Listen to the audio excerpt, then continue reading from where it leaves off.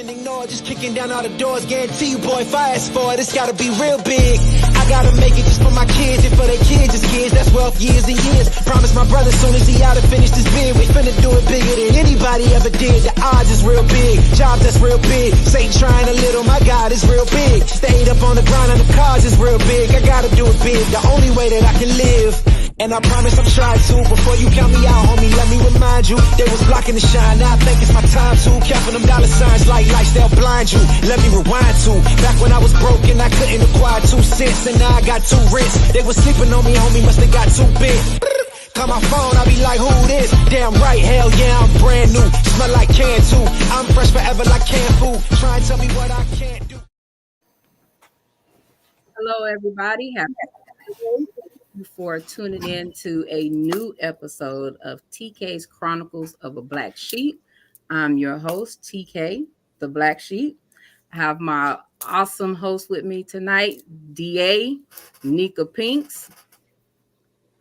And we have our special guest. We love him to pieces. He just rocked with us for a while since the first time, and we love to have him back. And plus, we bug him a lot during the week. So we have Mr. Derrick Jones from Relationship Gumbo tonight. Thank you for having me back. It's always a fun time. I'm ready. Most deaf, it always is. Yeah, you better be. Yo, it's gonna go down tonight. You ready? You got your guns loaded? You know, I'm always packing. What you talking about? You know, I'm always popping off hot rocks. Oh, I know, right, Derrick. I'm like you too. Like, oh, okay. Well, hey, that's what's up. So, in case you didn't tune in last week, unsure, this week's topic is creating and maintaining boundaries.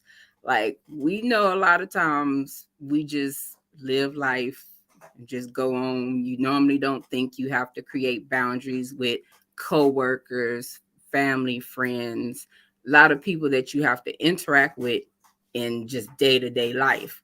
And a lot of times, you know, that's when the disrespect or the dysfunction comes in. So as definitely on being in the new year, starting off on a good foot, getting those tools and everything in. We brought Derrick in, of course, to help us learn those boundaries, how to create the boundaries, how to maintain, and what are boundary violations. So, DA, since you got your guns blazing, you got a question you want to start off with tonight? Yeah, so I'm gonna go for the jugular. So, okay, how do you check those habitual boundary breakers? Like you said, you can have set boundaries. Like that's all fine and good. You can do all this stuff and kumbaya, but you still gonna have them individuals that's gonna continue to overstep them boundaries. How you like let them know? Like what's the business? Well, it's just like I hate to say it, but it's just like how you have to do kids. There's got to be a consequence for it, right? And you got to say, you know, in so many words, you know, I told you that this isn't, you know, cool. Like you know, I'm busy or whatever. And then you got to be like, you know, the next time you do it, I might have to not pick your call up. I might have to do whatever. Because I got things to do, whatever it is, whatever the boundary is, you got to let them know, like, I'm not going to be available to you. It's hard to do. I had to do that with my mama, and I had to be real stern. It was hard. But now, you know, she understands it. I had to do it like 10 times, but she gets it now because I had to make myself unavailable because she was used to me jumping, like if she needed some help. Every time, and I was like, I got other things going on now. Like I got my own house to take care of. And she was like, okay. And then she would call the next day and be like, so can you? And I'm like, no, you can't. Mom, stop. Like, hear my tone? I had to do that with my mom. And she was like, why are you talking to me like that? And I'm like, you didn't listen to what I've said the last 5 times. You cut off my dudes like that? I had to. I had to. I wouldn't have did that when I was like 20, but now that I'm 48, like I can't. You're not gonna keep sunning me, Mom. I know I'm your son, but I got other responsibilities now. You went Rick James, cold-blooded. I had to. Sometimes you got to do that, like at the expense of them feeling away or being sad or being upset with you. We already talked about this. Because at the end of the day, if you don't do it, you're going to suffer. So if I got to choose me or you, it's going to be me every time.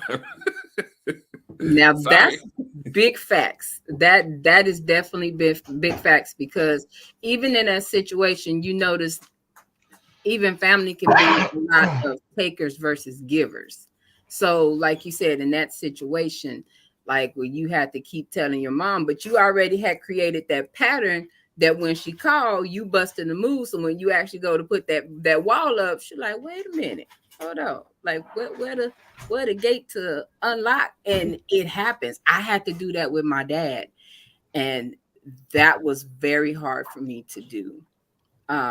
Because early, like years back, he was basically really disabled. He was morbidly obese, and he was kind of bedbound. So he called, hey, daddy, baby, can you come go to the store? And I live on one side of town, and he lived the other side of town. And I'm just getting off work, picking up the baby, and I got to go on this side of town. And when you go for him, you got to go to his house, get this long list, money, go to the store, come back, put the groceries up. Like, it was one of them things. And then eventually my mom hopped on the bandwagon. Where you going for your daddy? You can pick mommy up a couple things. And next thing I know, I'm shopping for 3 households, including my own. And they were okay with it. But then it was like, it was people at the house that could have went right down the street to the store, and they did not.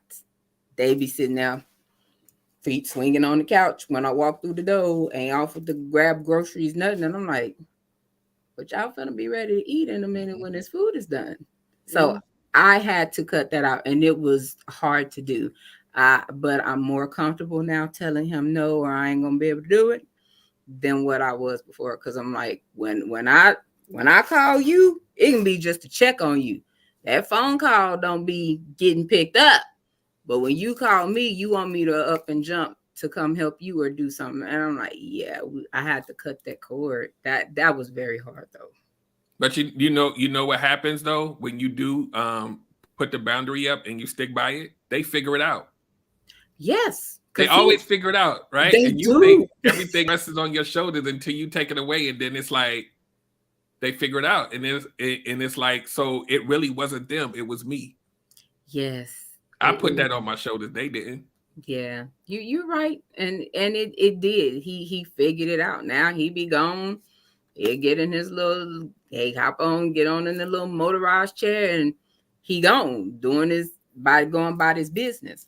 So he goes with no problem now. People are like, hey, I seen your daddy at HEB. I'm like, so he got it. Granted, he's not morbidly obese no more either, but you know, he moves around pretty well now. So I'm like, okay, well, yeah, I have to go on, cut that cord. But it felt good. It felt good to say no. It hurted a little bit, but it felt good to cut the cord because it took that excess off my shoulders.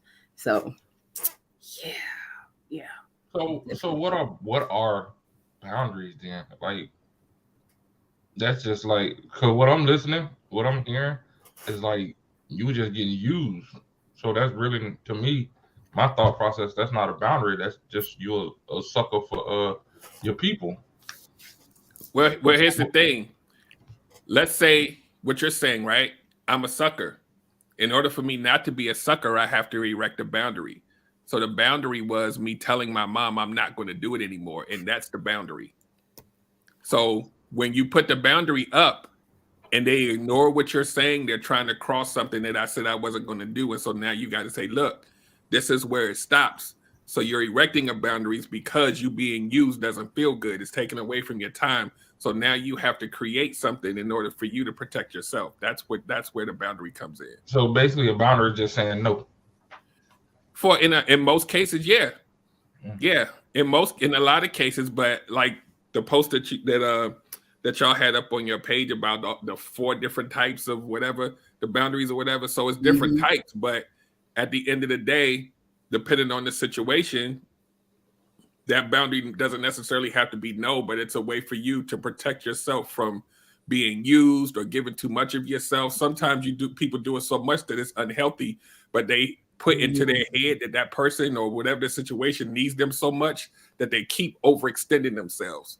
Yeah. Because they feel like so on the other side of this, sometimes the person that is being used, sometimes there's something within them, maybe some trauma or some childhood trauma that makes them feel like they have to be the one to always help. They always have to be the one that's there for everybody, because they feel like if they don't, then they won't have the same connectivity to whatever the situation is, whether it's a relationship or a parent or whatever. So sometimes it goes deeper than you just being used. Sometimes people purposely put themselves in that situation. And so when they actually try to reach out for help or try to realize like this isn't working for me, then the first thing I'm gonna tell them is you're gonna have to erect some boundaries in order for you to be okay, because you're doing too much. We all know people that do too damn much, and you like you killing yourself, and it's like you gotta tell them no, and they like, but they need me, and I'm like, no, they're gonna be okay. My job, I'd never take off, because I feel like if I take off, something gonna happen, and I really have to be like, they're gonna be all right. If I take a few days off, they're not gonna, like, the thing ain't gonna blow up. But in my head, I'm like, if I leave, somebody gonna mess my stuff up while I'm gone, and then I'm gonna have to come back. And I ain't even gonna tell y'all how much PTO I got, man. It's ridiculous. It's over 400 hours. Oh, Oh wow. no, sir. I'm gonna need you to Go on, take some months off. baby. Hey, you can go ahead and retire with that. I wish. Go on, Man. Yeah, I'm gonna need you to take some time off. But I feel that way job wise as well. I felt that way. And like recently I took a day off last week, and when I came back, it was like double the work for me to do when I came back. Like disaster area. And I'm like, this is why I don't like taking off, because I still have to go back and clean what somebody else thought they cleaned or should have cleaned. So I walk in and look like somebody had a whole cooking fest and it's stuff everywhere. So that makes me not want to take off, but I got stuff to do. Yeah. So, it's not healthy. It's not. I'm living it's not healthy. Like people pleasing, and it falls under all of that. Like you, at some point, you got to say, look. I mean, and like Duriel said, it's saying no. A lot of times it is saying no, but then it has context, because the first time you do it, it's normally not going to work because they're so used to it. So you really gotta like put your foot down and say, no, I'm not. Sometimes you gotta lie and be like, you know what, I'm busy today, just so that they can get it. Like, you don't have access to me. And then hopefully over time they'll get it, because it ain't the first couple of times it ain't gonna hit. It's not gonna hit. Especially if they know you, they be like, you don't be doing nothing anyway. Yep. I'm like, so that ain't the point. So it ain't the point. So when like we talk about the work thing, how do you create that boundary for work? Because you got that one that got that little slickness. It may even be the boss.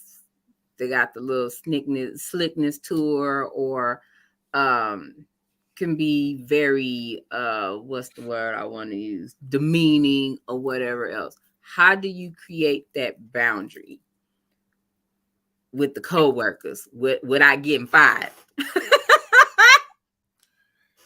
I don't really have that problem with the way that I work, especially now because everybody's at home. But it kind of falls under the same lines. Like, it's tough because you got to be around them all the time.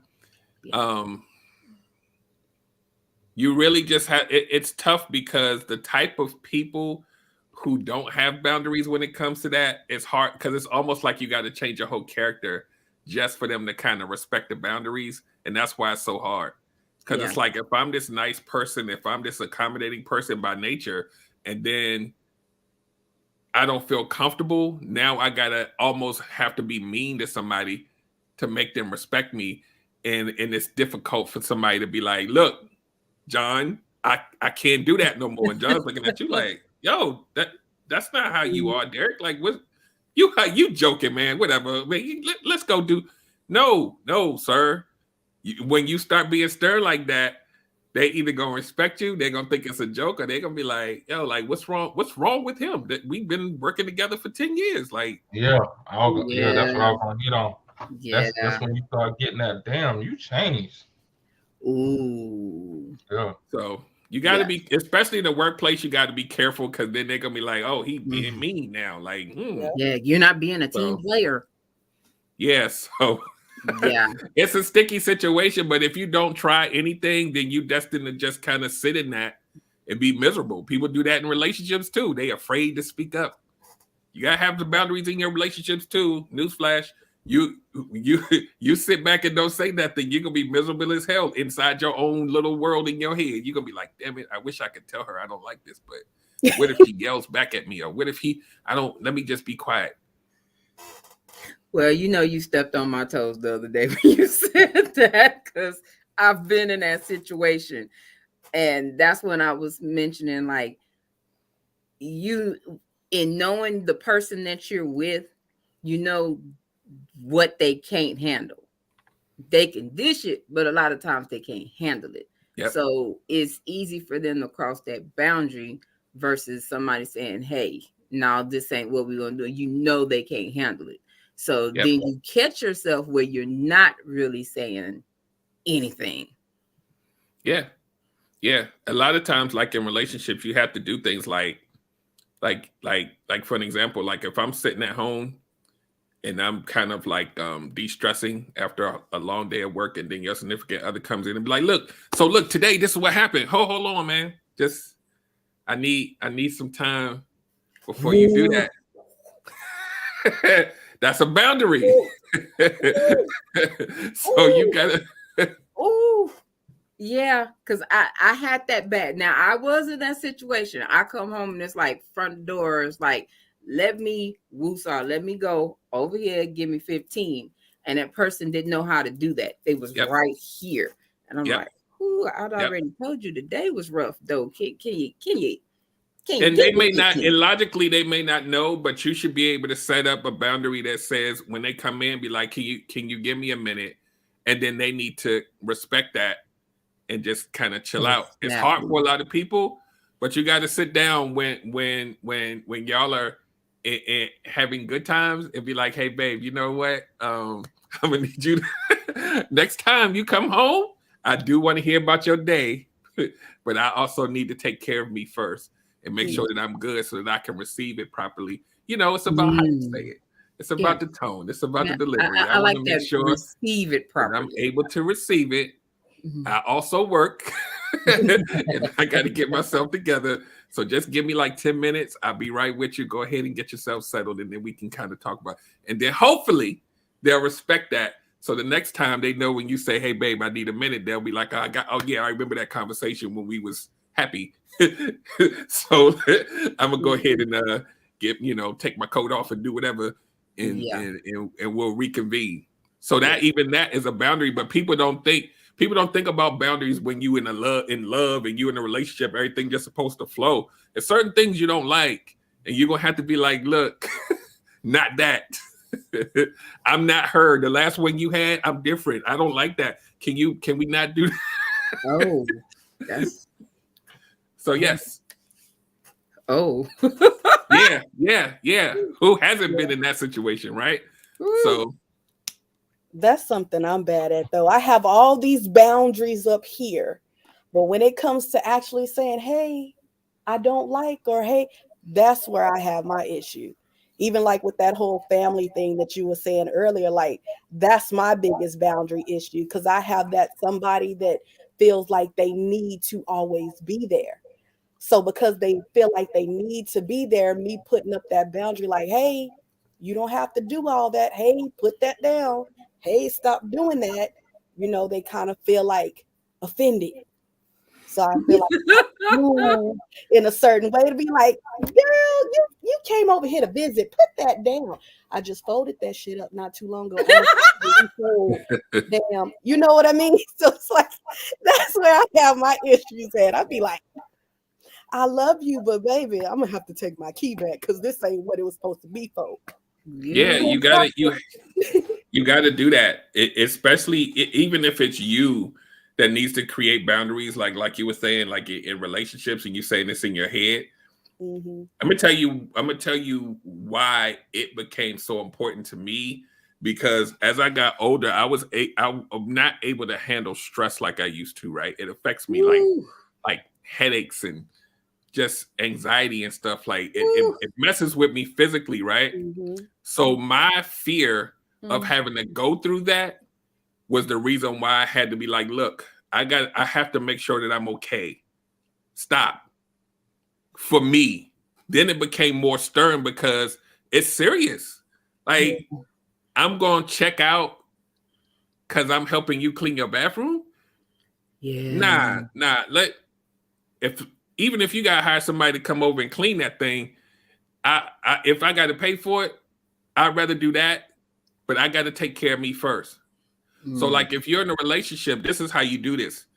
When you first start the relationship, you establish communication rules and boundaries before you get so far gone that you don't even know how to talk to them about it, right? So you'll sit down early and say, look, it's going to be some things you're not going to like. It's going to be some things I'm not going to like. But I want to be able to come to you, no judgments, to be able to tell you how I feel so we can understand each other better. When that time comes, this is what's going to happen because I don't want you to be upset or afraid to talk to me in the future. Not today. That day is going to come and I'm going to be a little hesitant to talk to you. I don't want to feel like that. So what can we do to make sure that doesn't happen? What do you need from me? What do I need from you? And once you have that open dialogue, because y'all still in the honeymoon phase, ain't nobody got no extra stuff yet.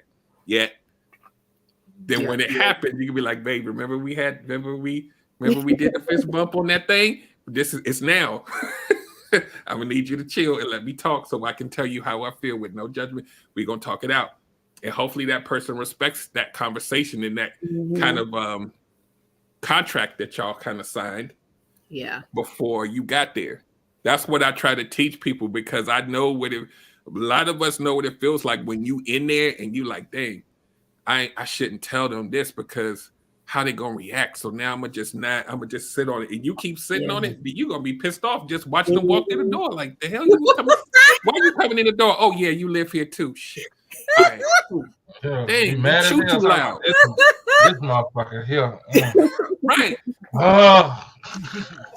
All because you can't talk, you can't let them know how you feel about something. You didn't settle that thing for years. When you talk about it like a new relationship, it'd be like, yeah, I can do that. But it be them people that you already have stuff established, the family members, and like you said, the jobs where it be them people. It's tough, but like I said, you have to put you first. And when you think about it like that, like I need to be okay. And you really think about what that really means. I am doing this for me, not you. I'm making sure I'm okay for me. Because at some point you're gonna have to respect that I matter too. It's not just about you. And you're gonna have to let them know that you're serious about it. It's not easy. Trust me, it's definitely not easy. It's hard to do, but the other side of it, the outcome of it on the back end of it is detrimental to your mental. Ain't but so much we can carry. We think we can do it, but it's really not. You know, you may not necessarily suffer through like the stuff I deal with stress, but in the back of your head, you'd be like, man, I don't feel like going over there. Well, if you don't feel like going over there, maybe you should just sit at home and chill. Because maybe that day is a day where you need to sit down and get yourself together. But you're like, nah, I got to do it because who else is going to do it if I don't? And then that one day comes when you can't do it. Then they be like, oh, you know what? I got it. Yeah, I know you got it. Oh, you can do it without me. Okay, cool. Now this is what we about to do. Because yeah, most situations it gets handled because of whatever it is. They're gonna find a way. They're gonna find a way. Yeah, you right. You right. Because you get irritated. Like, because I'm looking at, and I know my mama might watch this, but I be coming over there and I'm like, yo, like who clean? Yo, the bathroom's clean. It's always the bath. Like we can't get down on the floor like we used to, and we need help. I be coming over there. I'm like, oh, yo, the bathroom clean. Who did that? Like, oh, so it wasn't really about you needing me to do it. Somebody did it. I don't really care who did it, but it got done without me. Because I live like an hour away. Like, I'm coming over there to do that and then go home. Like, nah. Yeah. Oh, wow. Okay. And I can see that as well. But you know what? A lot of the older people, I'm noticing that people, even younger people, are doing. TikTok be telling it all. They get the mops, like go to the dollar store and either get the mop or the sponges and clean the tub that way to where they're not having to bend over. Yep. So wait, huh? Yeah. Use a mop to clean the tub. It's a clean mop. You buy a clean mop, and that's specifically for the tub. For the tub. But yeah, if for those that can't like get on what did you? My mind went left because I'm like, so you gonna use the same mop? No. It's a bathroom floor with to clean the okay. No. My bad. No. No. I hope it's a clean mop. Put it like that. Yeah, that's all right. I hope, but then you get out the tub thinking like, why I smell like this? Yeah, shit, you know why. But anyway, so that was that part. So I know Derrick, me and Nika Pinks had hit you up about this situation for a couple of reasons. So when the Jim Jones and his mama hit the scene about the situation about teaching him how to kiss, we definitely jumped in the inbox and asked, first of all, hello, why is we kissing our mama? Why? And you said that was a boundary. That's beyond the boundary. That's beyond the boundary. That's behavioral health. Yeah, I don't. It's a boundary that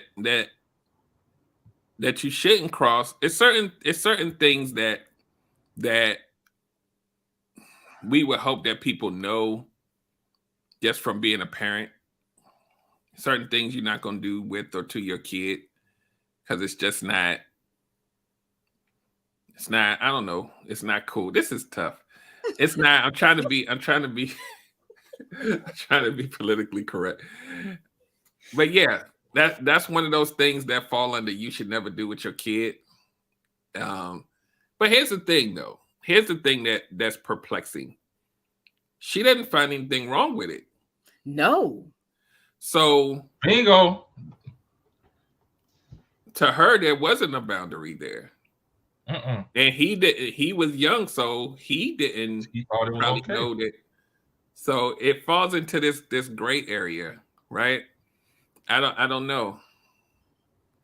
I don't know. You think it's a gray area, or you... No, it's gray. It's gray in the sense for me that when we look at it, we say, "Oh my God!" Like, and I don't know them. Oh my God, that she broke the boundary, right? But let's say her mama did that with her. So it doesn't seem like it's a boundary for her. And he's a kid, so he doesn't know any different either. So do we now say she's a horrible person because she did this? Right? The act is wrong. Yeah. You follow where I'm going? Yeah. No. Yeah. Because like for me, when I heard it, it raised a whole bunch of questions because my first question is how many times did they do that? Right. We don't know. Was it did she continue till he got it right? And then And then what else? Oh man. No, I'm being dead. I'm being dead ass serious. I'm being so serious. Like, did she continue? And then the question, well, when they showed the picture, and I hate to say it like this, I said it made sense. It made sense. So I was like, because the way she looked like she's still getting it in, and I was like, okay, now it makes sense. But at the end of the day, you still have kind of, like you said, the boundaries. She said, "Fuck the boundaries." What she said. She said, "The boundaries. What's that? What's that?" But that's a whole heap of. But okay, since we're talking about that though, what about like because I had a conversation with a couple people. We were talking about hugs, like simple hugs. Um, somebody told me that if you're in a relationship, that you're not supposed to hug nobody, like nobody What? at all. Right, and that's what I said. I'm like, what? And it was like, yeah, because that's you're crossing that line. You got to have boundaries with your friends and stuff like that. But excuse me. So what are your thoughts on something like that? Is that extreme or is that just like There's different kind of hugs though. I thought I was like, So that I'll hush because that wasn't my question to answer. Go ahead. I'll hush. I mean, I everybody don't. question. If you got a comment, just say it. this is. I know it's some ingredients in that pot that could come up for this answer because It stinks of insecurity to me.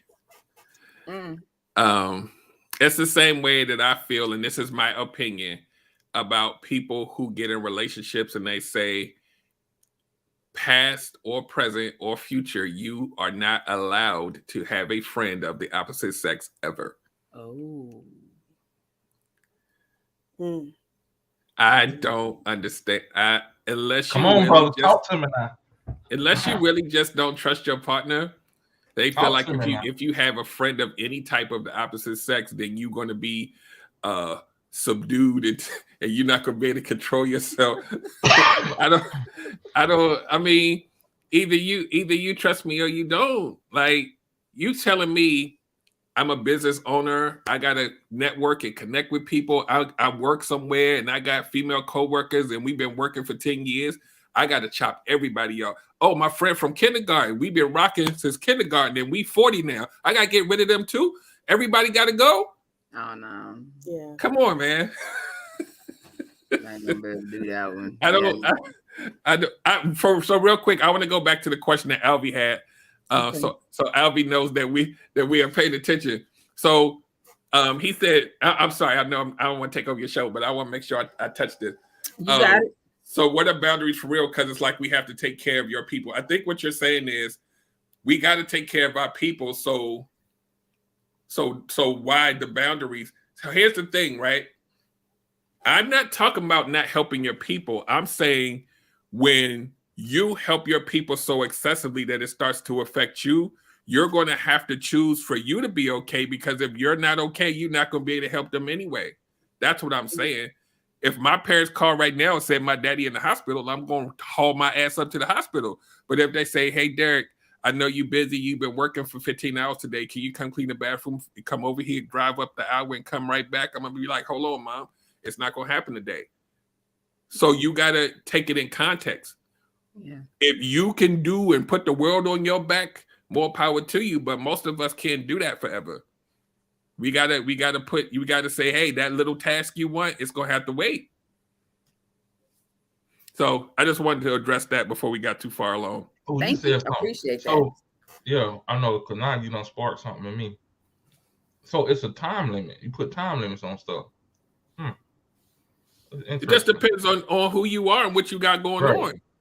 Like, because we know what it feels like when we're overextending ourselves. Exactly. Yeah. Okay. So you got to know your limits.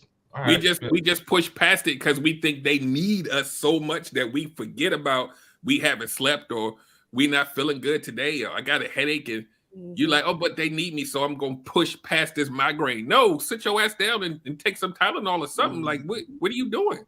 Yeah. And I think John can relate to the situation with the grocery store runs back in the day because he was exposed as well. So yeah, we know what that was like.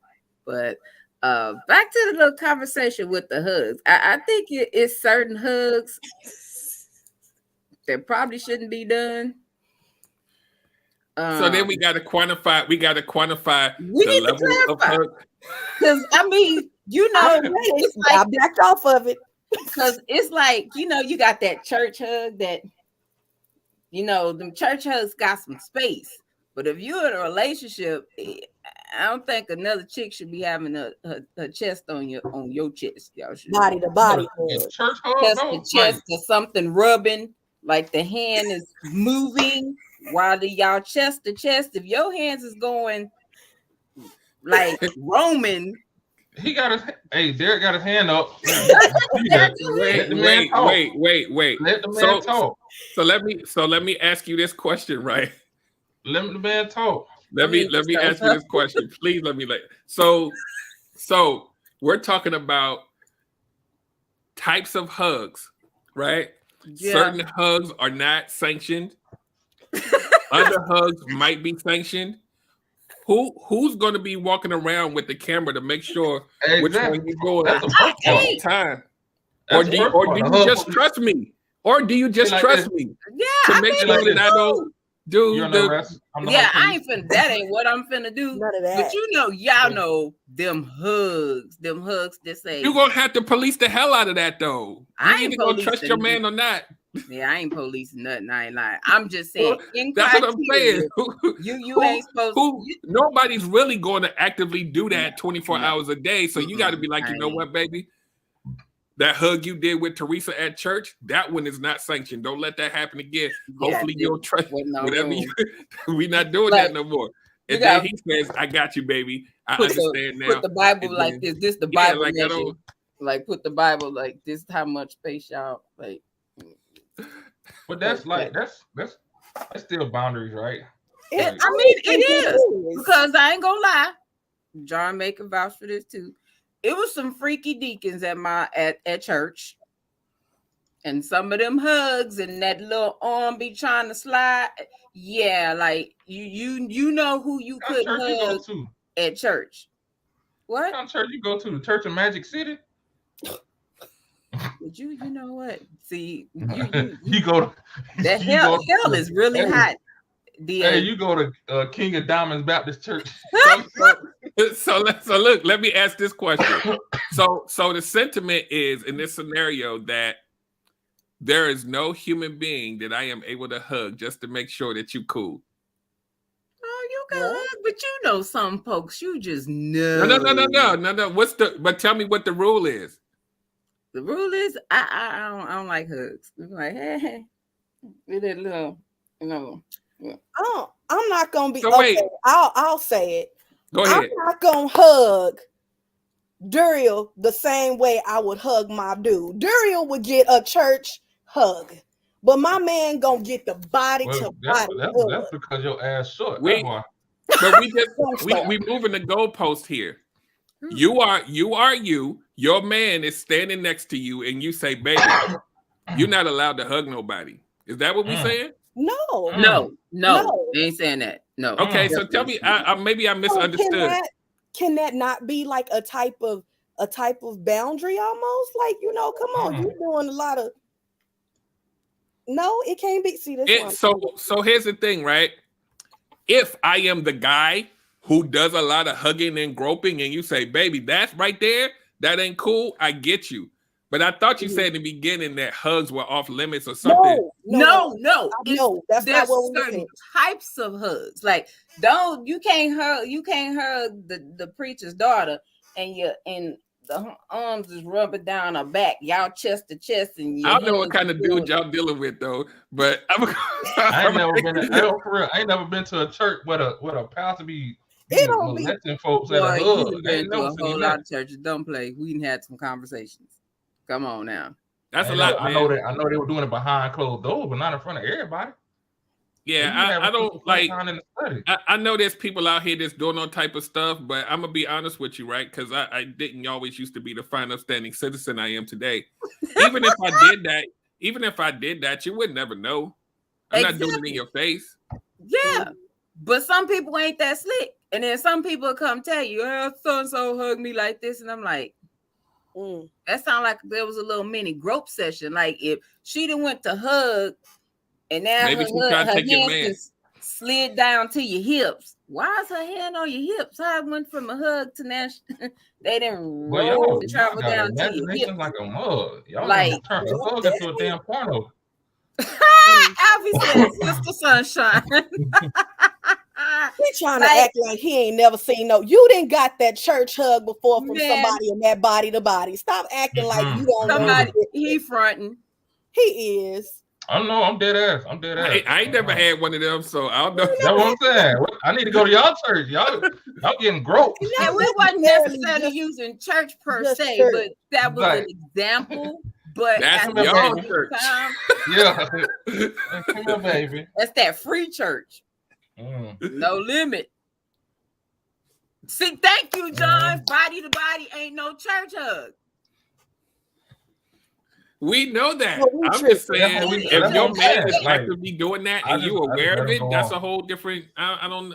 Yeah, yeah. I'm just saying, even it's limits. That's why it's called church hug. You don't be my body all over your body hugging. That's a boundary, like boundary. It's like the deacon be trying to kiss you on the cool. Like supposed to kiss you on the cheek, he ain't got to try to get some of your lip. Y'all, you know what? Y'all don't have some traumatic experiences. So like, Hey. Y'all don't have church hurt. Y'all had church trauma. Right. That's why. Y'all, right. Like for real. I'm sitting here listening to this. Like, why be a do we need to have a session? No, that body to body was a session. I'm talking about all this. So damn, if I can stop coughing.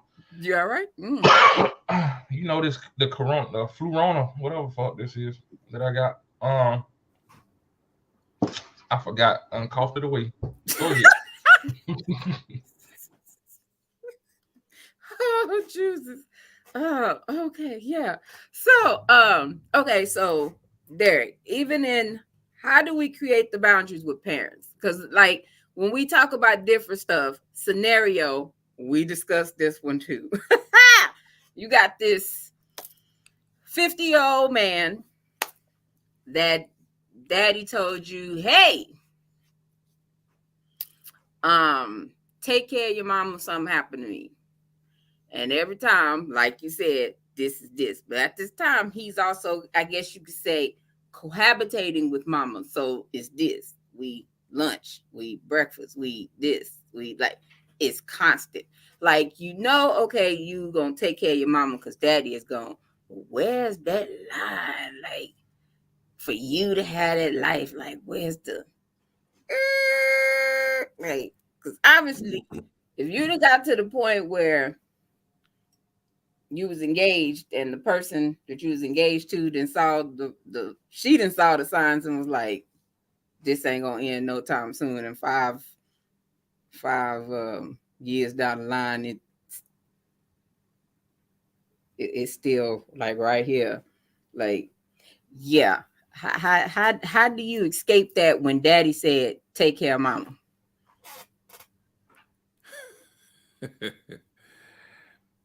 At some point, you have to realize internally that you're the son and not the husband.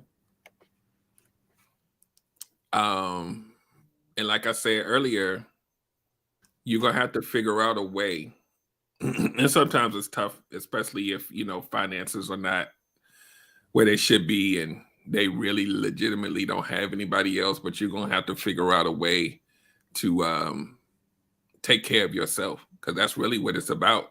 And to the point of even just having a fiance or a wife or whatever that's looking at you like mama's boy, like you gonna keep running and I'm over here, and like, what are you gonna have to figure out how you gonna live your life? Because there are a lot of people that make the decision to not have a life just to be able to, make sure that their parent is okay. And I get that. But what is that doing to you internally as those years go by? So you're going to have to try to figure out like how to make it work so that you can so that you can kind of balance your life out, or you're going to be miserable as hell on the inside. Yeah, it feels great to be able to say you're taking care of your parent, but some people end up having to get those home health aides or have somebody come in and cook something for them or do whatever. You're going to have to figure that out because your whole life is passing by. You're not going to really have a successful relationship if you're never home. So like, what are you doing for your kids? If you have kids, you always at the house eating and doing stuff for the parent.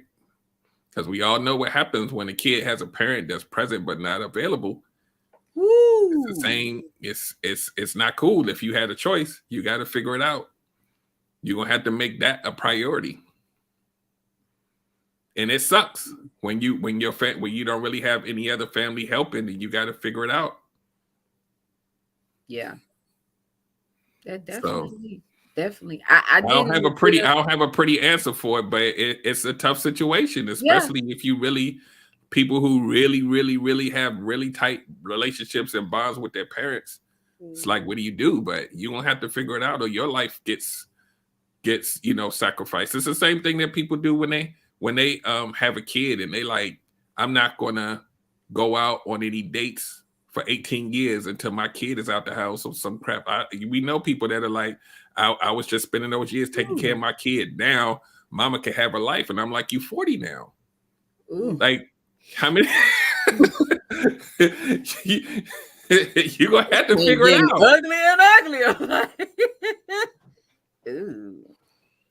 Yeah. And I didn't realize how common this 50-year-old mama's boy thing is until we was having a conversation the other day from somebody that posted, and I was like, damn, this is really going down in the 50s. That's kind of my dating age bracket. And I'm like, because you got to think about it like this too, right? There's a lot of men who were raised by single mothers. True.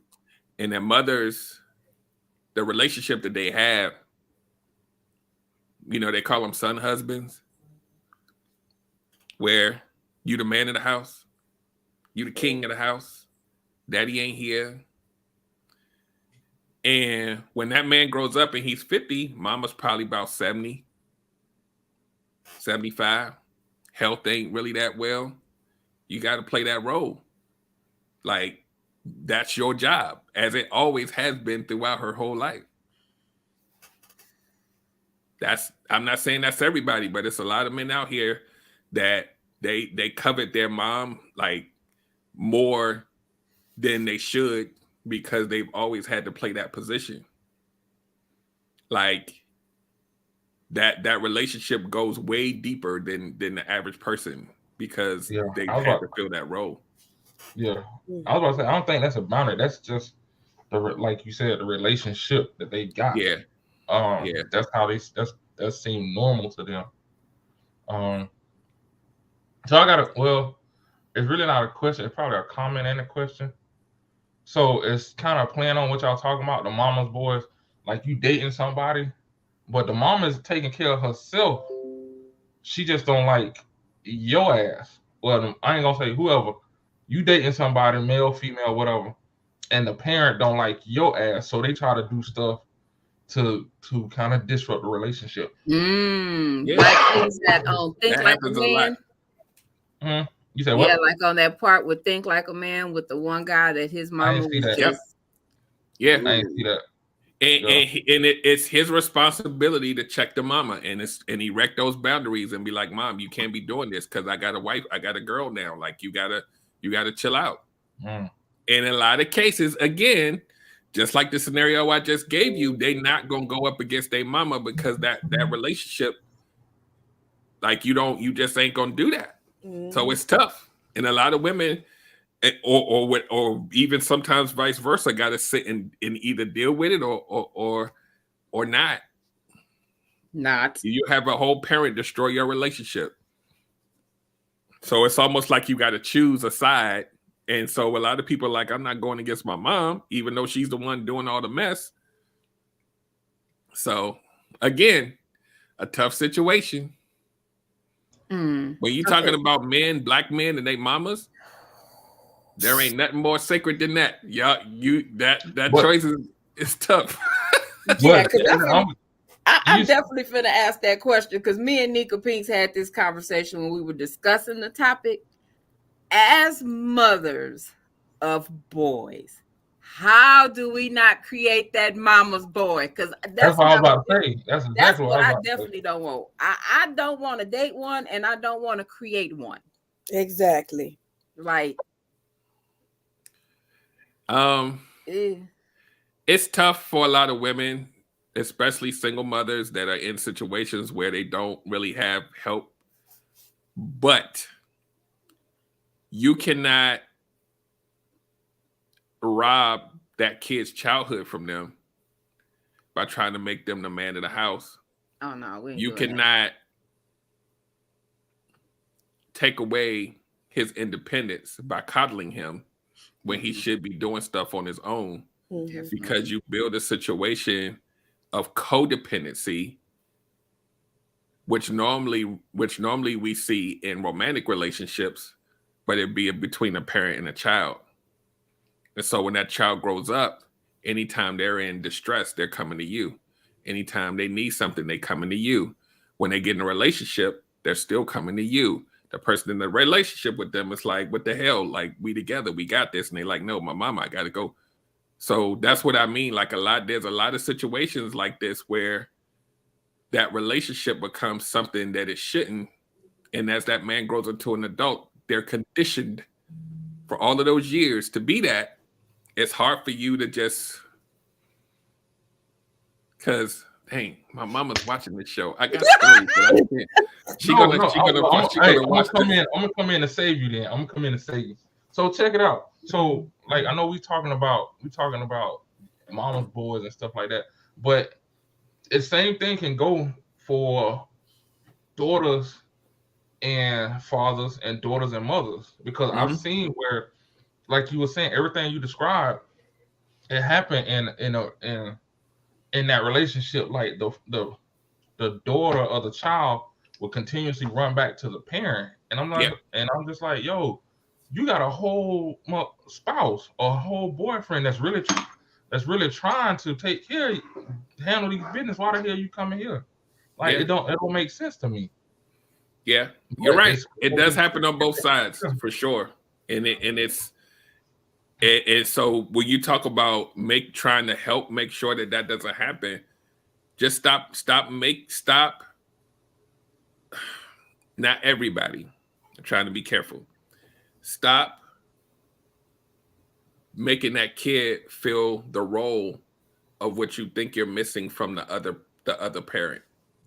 So they're responsible, because that's the thing. That's for your emotions and everything else.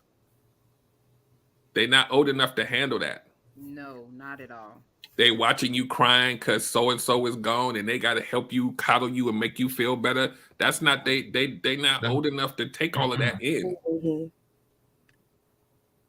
So when they grow up into an adult, they still feel like they have that responsibility. And not only that too, I believe that when that happens and they're thrust into that role, they lose that I shouldn't say they lose. They're stuck at that emotional, what is it called? Emotional stage in their life. Yep. Where now I went from being a 7-8-year-old kid to being an adult. So when I become an adult, when I get emotions, the emotions I'm gonna show is of that 7-8-year-old kid. Yep. So I'm gonna throw temper tantrums. I'm gonna get upset. I'm gonna do all of this stuff when I can't, when I want to express myself. Yep. And even as a parent, right? Let's say you did this and your kid turns out this way, then the boundary responsibility reverses itself. You, the parent, now have to say, I'm not going to continue to do these things to enable, I'm an enabler of you not really growing up. I need you to do, I'm here for you, but this has to stop because I need for you to have your own life and do what you need to do for yourself. It's tough because that bond has grown over time, sometimes decades, but somebody has to be able to say one or the other, like, I love you, but I gotta go on my own path. And mom, I need for you to live your life, and do what you need to do. I'm here for you, but I can't be here for you like in that way. Because a lot of parents put emotional responsibilities on a kid that don't even know what those things are. Yeah, definitely that. Definitely that. So I'm gonna be like, Santi, this is Sparta. So it sucks, but I mean, we talking about boundaries. It's so many areas of our lives where we have to have them, man, and we have to understand. That's where all of this stuff we talking about, self-love and just caring about yourself. If you don't, you're going to feel like you have to extend yourself everywhere just to make you feel better, right? Yeah. It's almost like manipulation in a way. Yeah. So if you can make yourself feel good, then you don't need the external validation, right? I'm not saying don't do it. I'm saying don't be dependent on it. Exactly. Right? And that's a lot of times when people go running when somebody call all the time, even if it's to your detriment, it's because you need to feel better because you help somebody and you like it when the person say thank you. That's a you thing. You doing that. So you gotta pull the reins on yourself and say, yo, like, I'm doing this, and they may not even be asking you to do it. You just running, you just going and doing, and that's you. And you got to really say, like, yo, like, I gotta get myself together. Like, I'm doing all of this stuff. Look at how much stuff I could be doing for myself if I just sat down and just breathe for a minute and really figured out my life. Like, why do I need to help I had this problem. I did stuff for everybody for so long that thing just had me beat down like every week. And I'm like, yo, what am I doing to myself? Yeah. That's right. And I know, like with me, I'm like, even friend wise, I'm like everybody's go-to person. And even with the load that I already carry, with basically even being a caregiver, it was like it was constant. Like people know I don't really go nowhere. I'm a homebody. I like being at the house, I'm chill, being my own peace. But it was like even with them knowing that, it was like they always expected me to be on demand. Like they called, they expected me to constantly answer. And for a while I would. And then I'm like, you know what? When I need your ass ain't nowhere around. Even if I just need to hear hi, get a motivational speech or something, just a hey, it'll be all right, or some little pat on the back. Wasn't getting that from them, but it was like every time they call, they expect it. So if they call, you don't answer, they call back. Then it's the text messages kick in. Hey, answer your phone. I'm calling you. I need you. And they came to a point to where I had to get the Heisman on them. Hold on. Like, you doing too much. When you take more energy and time than my children, Houston, we have a problem. So I really had to put that, a big, thick, tall boundary like there and deal with them. Honestly, it came down to when I felt like it. So it would be like some months would go by sometime before I talked to them, because I was like, yeah, you don't. It was like you said, being on punishment. It has to be a consequence for when you out of pocket and you blowing my phone up. For one, anybody that know me know that is a pure violation. If I don't answer the first time and it ain't no emergency, don't call me back to back. Because the person that you gonna get ain't the person you don't want, and probably the person that you have not experienced in your life, and it is not gonna be good. So I really had to put that boundary up with that person because they were very demanding. Right. And and just to that Wayne Randolph, it says, I've seen that. Wow. So since we are seasoned, how do we set these boundaries that have been conditioning us, or are we set in our ways? Oh. You never should feel like you don't have a choice. Like when people say set in your ways, as soon as you are able to understand that there needs to be change, then you can no longer use that as an excuse, because you already know that something needs to change. So for the people, like let's say for an example, you need to set up a boundary with somebody that you love, right? We can't think of boundaries as this harsh thing, because then we won't do it, because we feel like we're gonna hurt somebody's feelings. Hurt somebody's It's all feelings. about how you deliver it. So you got to be. So now your job is to figure out how to erect a boundary in a way that comes in a little softer than you saying, "Stop calling me." Because somebody, then yeah, if it's somebody you care about, they're gonna be like, "The hell are you? Why are you talking to me like that?"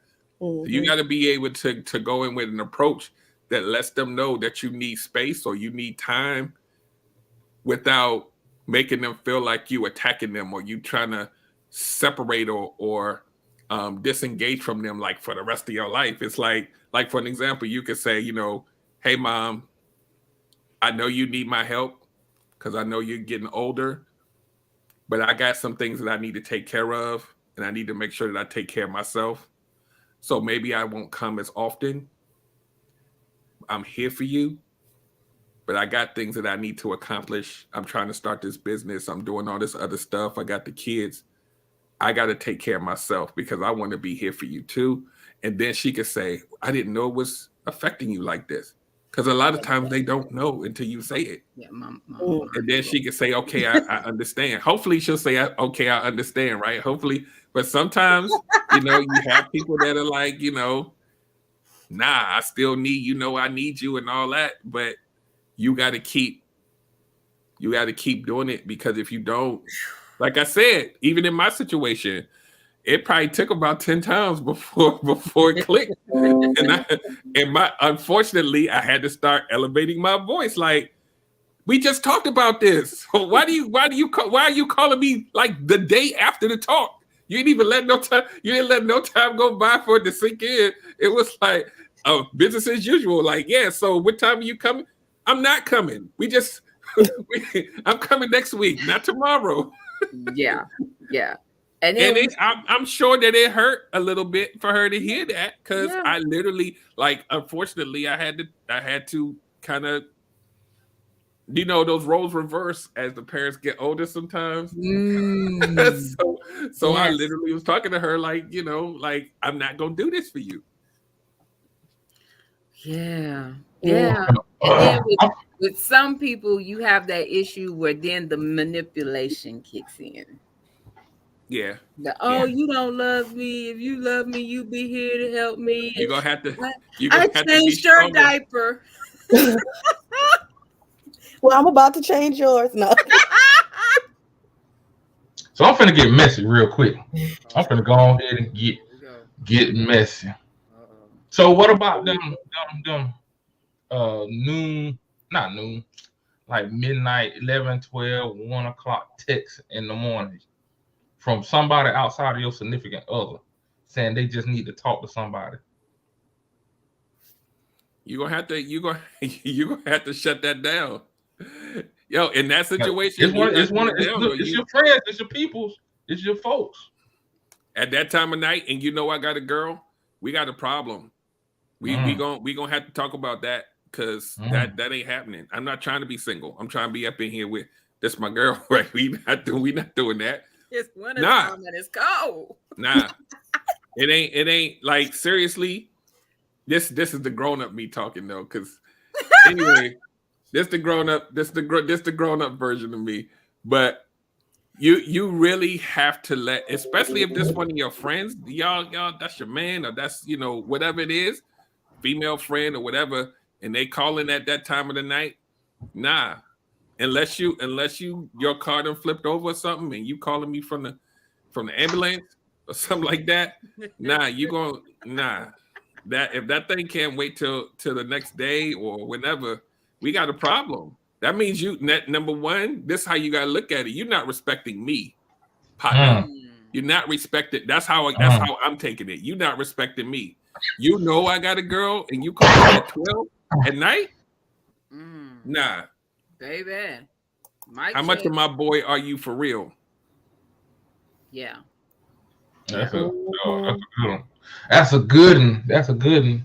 That's like that same late night call, and they be like, "Man, what you doing? You sleep?"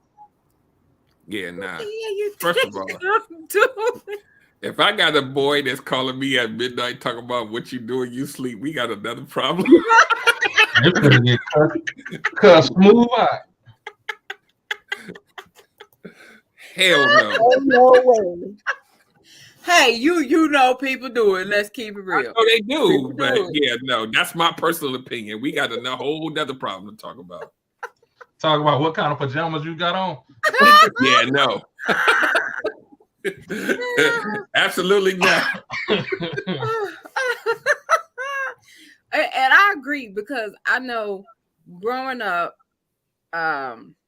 even back to my dad, I wasn't the only one that was catering to my dad. So if he called, people be like, "Okay, I got you, I got you, I got you," and that person may be trying to talk to me, and I'll be like, "Hey, you like disqualified yourself, because I don't want somebody that soon as my daddy call, that you running over there to go do whatever for my daddy. Like, I need you to set that boundary, because and a lot of guys quickly like disqualified themselves because they was always at his beck and call. And I was like, it was like cool to a point.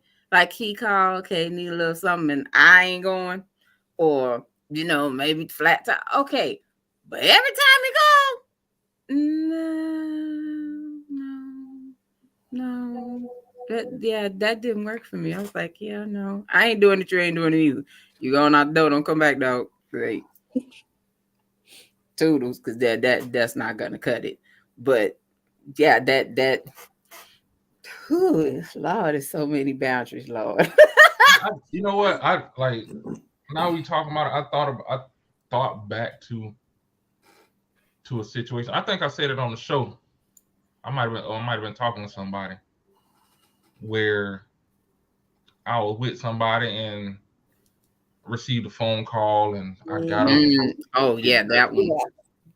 And now I'm seeing like where the whole issue came in at, so I can understand that there were certain boundaries that were not set. Which ones can you count off in that situation? First of all, this ain't about me. This is the show. This is Derrick's show. So we're gonna keep everything focused on him. No, because you just threw that out there. So now, Well, I just said Derrick's running the show, but DA is on spotlight, because in that situation, now that you know how many boundaries was actually crossed in that situation. Should we retell the story because I got up. The phone call was one. You getting I can take the phone call. Hold on, Paul. Stop. First of all, I'm paying the goddamn bill. I can answer the phone for whoever I want to. That's the first thing. Now, the everything after that, I will say, yeah, I probably shouldn't have got up out of it and got dressed. I should have just laid up. Like they say, just lay up in it. Yeah, obviously you definitely shouldn't have got up out of it. Yeah, that's probably what you really should ask your boy, because see, you probably like, what didn't happen here? Tell him to give you the full context. I mean, you've already put it out there on another show, so just so they know and people in the audience know what we talking about, to bring it full circle. Yeah, tell the whole story. Tell the whole story so we can see. Don't have your epiphany now when we try to. But okay. So I ain't scared. I tell it like it is. So it was an incident in college, where I was actively engaged in some extracurricular activity that resulted in the movement of furniture and vigorous sweating and bodily movements. Not all that. So I received a phone call from a real close friend, a female friend of mine, and she said she needed help. And I was like, okay, give me, I forgot how much. I said, give me time. So I stopped my exercise, got dressed, and the my exercise partner was like, "Where the hell are you going?" And I'm like, "I'm gonna go help them real quick. I'll be back," like that. And so I said that on the show, and man, everything went left. Cause he ain't see nothing wrong. I didn't, cause that was a homie. Cause like I said, matter of fact, I went and picked up another homeboy, and we both went. And but like I just said, I see, listening to the story, I see where there were boundaries crossed, because it should have been like, if it ain't life limit eyesight, I'll holler at you in the morning. That's it. When we young though, we place a lot of importance on our friends, our boys. Yeah, on the friendship. Yeah, they come before everything in the world. When we young, it don't even matter what we doing. We jumping up. I used to have a friend, man. He would be me at some chick house at midnight. He'd be like, "Man, can you come get me?" I'm like, "Nick, what?" He'd be like, "Can you come get me?" And you know what I did? I went and got him. I went and go. That's my boy. I'm gonna make sure he don't get stranded out there. Yeah, and it'd be the same thing. We'd be doing the same thing. Today, though, absolutely not. I'm like, say, you know they got Uber, right? That's what I'm about to say. Today, you better call an Uber. Call an Uber. Yeah, because that definitely. But we gotta. My twin said, "How do we prevent going back to?" Damn, hold on, stop moving. How do we prevent going back to those ways that were there before we set the boundaries? So here's the answer to that, right? First thing you got to do is ask yourself why you created the boundary in the first place, right? That why has to be stronger than you going back to something that wasn't in your best interest in the first place, right? We're human, so we can relapse, but that why got to be strong enough. How much is it affecting you? And when you go back to it, you're gonna feel like that again. So that why has to be. If the why not strong, then yeah, you're gonna keep doing it, because you're gonna allow whatever it is that make you go through whatever you're going through that made you erect a boundary in the first place. It's built on a weak foundation. So if you stressed out, if you going through a bunch of stuff, that's your why. But if that why ain't strong enough, then yeah, you may relapse and come back and try to set the boundary again. But you have to be strong enough. And like I said, it's not easy. It's gonna take time, especially if it's with somebody that you care about. But you gotta stand firm on the fact, and this is what I have to continue to tell myself. If I'm not here, I can't even do the help. I can't do none of that. I gotta put me first.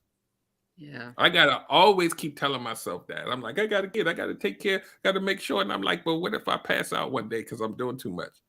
Then I'm not there for them. Yeah. So. Yeah.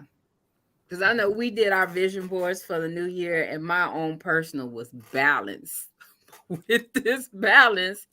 And it's like, okay, where I'm going to set these boundaries to get this balance. Because I got to do this.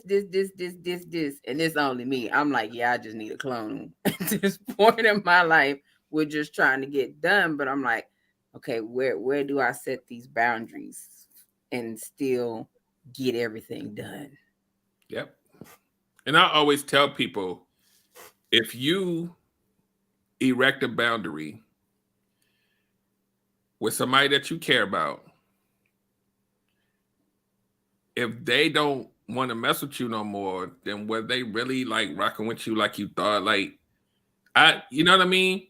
That's why I be telling I'll be telling my kid this all the time. Like, was they really your friend? If you moving this little way, this other way to make sure that your grades are better, they not messing with you. They wasn't really your friend. Yes. Yeah. I used to tell my football players that same stuff. That's like, I told them, when we winning, everybody your homeboy, everybody your friend. I said, how you gonna know who your true friends is? When you start losing. Yeah, it's gonna go from we to y'all.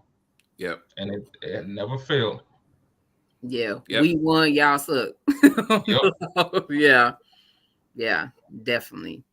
Yeah. Oh, So geez. now I'm finna say this. Then we talking about all these boundaries crossing and all this other stuff, craziness.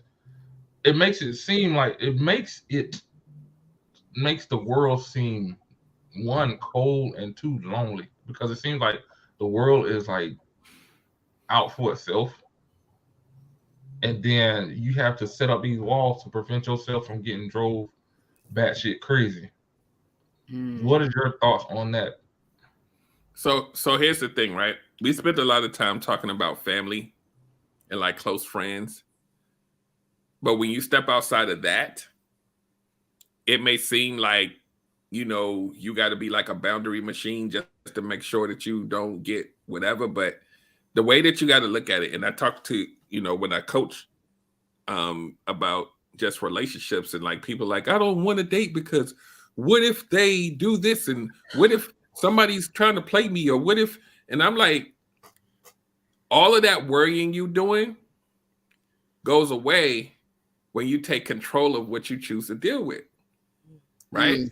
So now, even though we call it boundaries, when you going through life, you're not looking at it like, let me create a boundary. Let me create a boundary.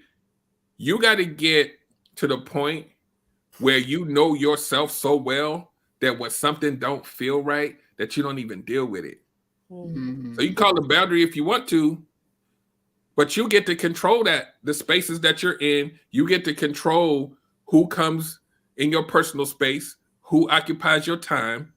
When you can control that, then you don't have to worry about suffering anything that has to create some hard boundary because you didn't even let it touch you in the first place. That's where we need to be. If you're not in that space, which most of us aren't, then we're worrying about what people are going to do to us. Then it seems like a chore. Like, dang, they're going to do this to me. So now I got to figure out how to make them not do it to me. Why are they in your life? Why did you let them in? Yeah. It didn't feel good. You already know something's wrong. Yeah. I just did it. I literally just did a reel about this. That's somebody telling you. Yeah. It's saying, hey, that don't feel right. That was my warning to you. You went ahead and let it go in. So now you got to create a boundary now because they in there. No, you don't have to. Yeah. You gotta really spend some time getting to know yourself. So those things that come across your path, it's gonna stink. It's gonna stink early because you like, that ain't even me. Like, why am I even dealing with, like, as a man? Once I got to that point in my life, it was late, probably after the like maybe the early right before I met my wife. I was like, yo, like, why am I even dealing with this chick? Because I don't want her to keep calling me. I'm not like, there's no connection, so I'm gonna go ahead and pass. Now the old me would have spent some time there, would did some extracurricular stuff, knowing that I didn't need to be there. Dang, she calling my phone. I'm gonna tell her I'm working late, so I don't have to talk to her. All of that stuff. Now you nice. I wouldn't answer up and be that like, you got now it becomes this thing that now you got to protect yourself from. I already knew that on the day one. Yeah.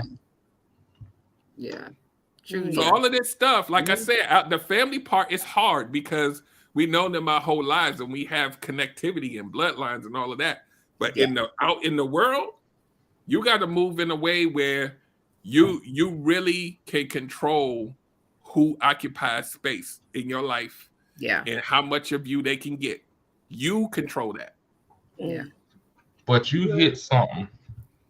You hit something when in that whole spiel. You said you got to learn yourself. I think that's where a lot of boundary issues come from because people don't learn themselves and they're trying to learn themselves and be all these things at the same time. Yep, I talk about this a lot about how we feed ourselves and make ourselves feel better through other people. So we allow stuff in our lives because we think it's making us feel better because we got issues and things we need, the trauma and all kind of stuff. So we letting all of this stuff through the filter that shouldn't have never been there. and then we mad because they there so long, and we trying to figure out how to get out of it. Like, how many people stay in a relationship way longer because they allowed that person to sit for so long when they could have been like, yo, this the third date. He ain't really saying all the stuff I really want him to hear. Let me say why am I? Oh, because I've been by myself for 2 years, so I need somebody to be there. If I had $1 for every woman that's ever said, yo, I can't be by myself. I'm not used to sleeping by myself. So, and I'm like, what? So you just basically insert random dude here. You gonna end up getting hurt again, and then you're gonna be back in the same same cycle. I just can't see. It's been a week, and I just can't be by myself. Well, damn, you got some other stuff to work on then, and men do it too. Okay, I don't want women. We talk about women. Everybody to a certain extent got some stuff with them. And again, like I always say on my shows, there's no such thing as 100% healed, but you damn sure can work on it. You can learn how to manage it better so that you don't continue repeating the cycle. So all of this, oh my God, I got to create all of these boundaries. It's just too much. It's going to make my head. No, you move through life knowing that when you get to know who you are, it's almost kind of like you got this internal alarm system. And it's like, wait, that don't sound right. Wait, that don't. Once you get there, you're going to see like 10 million more things that you never saw when you was 25. And you're going to be like, yeah, yo, like I normally would have went for that. This dude is 6'2". I like 6'2". But what about his conversation ain't matching? It don't, let me just go ahead and let homeboy go because it don't feel right.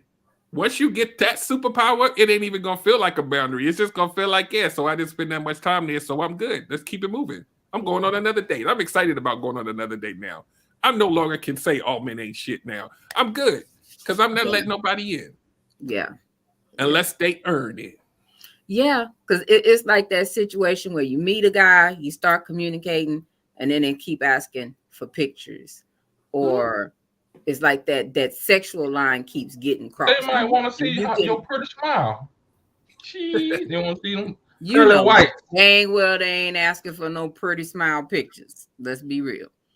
And you keep correcting, like, dude, I've already addressed this. And then it's I'm going to send this kind of sexual video because you keep trying to push the sexual issue. And you can be vocal when you get tired. You like, you know what? Block. Because I'm quick to block somebody for real. Yeah. Block. Yep. If you one of these type of people that always says, why do they keep doing this to me? Why are all of these people trying to hurt me? And why are they doing this to me? If you always are talking about what people are doing to you, it's a you problem. Say that one more time for people in the bite. Yeah. If you're one of those type of people that's always talking about how people are hurting you and doing all of this stuff all the time, you let them in, you are attracting them, you look like bait to them. Why do I look like bait to a certain type of person that keeps looking for me? Same type of person, they find me. Yeah. Yeah. All the time. That's not a coincidence. That's a you problem. Yeah. Your filter doesn't exist. You have no boundaries. That's why I always tell people, especially like when they're online dating or they doing whatever kind of dating and they complaining all the time. Oh my God, everybody wants sex. I'm like, how do you know they want sex? And that's nothing else because you entertain them. Yeah. You done had enough conversations with them to know that it didn't feel right and you still kept going. And now you slept with a dude and now you like, oh my God, they just want sex from me. No. The vetting process didn't exist. No. Anybody that has to say that about every single person, I can show you somebody with some weak or no boundaries at the same time. Yeah. Seriously. Yeah. Because I talk to a lot of people like Erica from Dope Discussions. Yeah. She'll tell me every now and then about like her process of online dating and she be shutting them down. And I'm like, it's not difficult when you love yourself. It's not hard to shut them down when it don't feel right. Yeah. But sometimes people get lonely. I'm so lonely. That's the problem. Yeah. If you get lonely and you got to go just randomly just get your thing off, and then you're like, but I want to be a wife or a husband and I'm looking for you telling the universe two different things at the same time. And I'm not anybody's judge. If you want to go out here and sleep with everybody, have fun doing that. If you say I want to get on the track of finding somebody to marry, you on the wrong path. Because you're gonna have to say no a lot. Until you figure it out. You're gonna have to. You gotta do a lot of knowing, a lot of blocking, and just just don't even respond because people act like they're hard of hearing, or they feel like, okay, if I say it enough, they'll change their mind. And most of us are not capable of having emotionless connections. People think that they can, but it's not. Brother, it doesn't. Say that one more time. Holy crap! I've been saying that. Like we think we cool, but no. Golly. No. I'm glad you said it because was talking to a couple. It was a male group, and we were talking about, and they were talking about body counts and all that stuff. And they was like, man, and one dude said, he don't have to have emotions. He could see somebody and just want to hit. I say, that's a lot because you got to have some type of connection to sleep with them. Let me tell you where that breaks down, right? Go ahead. I just want to hit, right? Mm-hmm. Let's say I hit it and it's really good. Well, I'm gonna want some more. I want access to it, right? Well, so I'm gonna go back and hit it again. I'm gonna go back and hit it again. One more time for me. Then when I come back the next time, she say, you know what? I'm not available. I'll show you an emotional dude the same day. Well, it's there. All right, Deacon. All right, Reverend. You may not call it emotional because you a man, but you hurt because you don't have access to something that you thought. Because everybody want to think that thing is the best thing in the world, and she ain't gonna want nobody else. Let her disappear for a while. You're gonna be hurt.